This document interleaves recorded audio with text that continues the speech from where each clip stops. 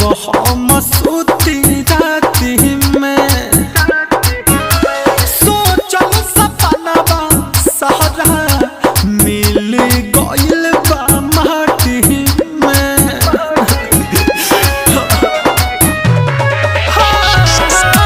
नींदियो नया आवत बाटे जब हम सूती राती में सोचल सपनवा सहरा मिल गइल बा माटी में।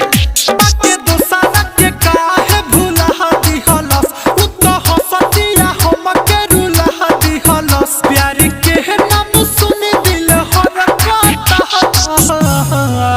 180 स्पीड में धड़कता लागे छाती से निकल दिल छरपता 180 स्पीड में धड़कता।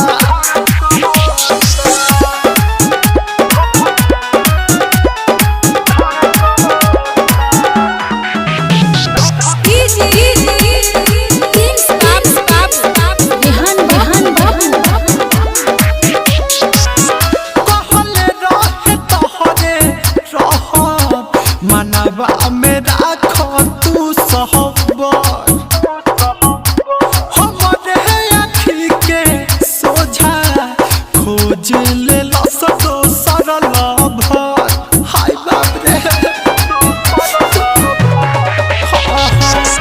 कहले रहे तोहरे रह मनवा में राखो तू सहबर।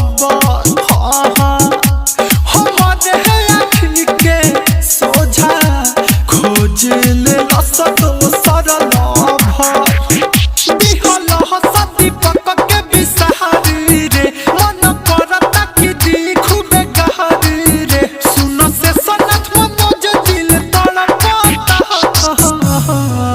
180 स्पीड में धड़कता लागे छाती से निकल दिल छरपता 180 स्पीड में धड़कता। का करबे भाई बड़ा गजन बा।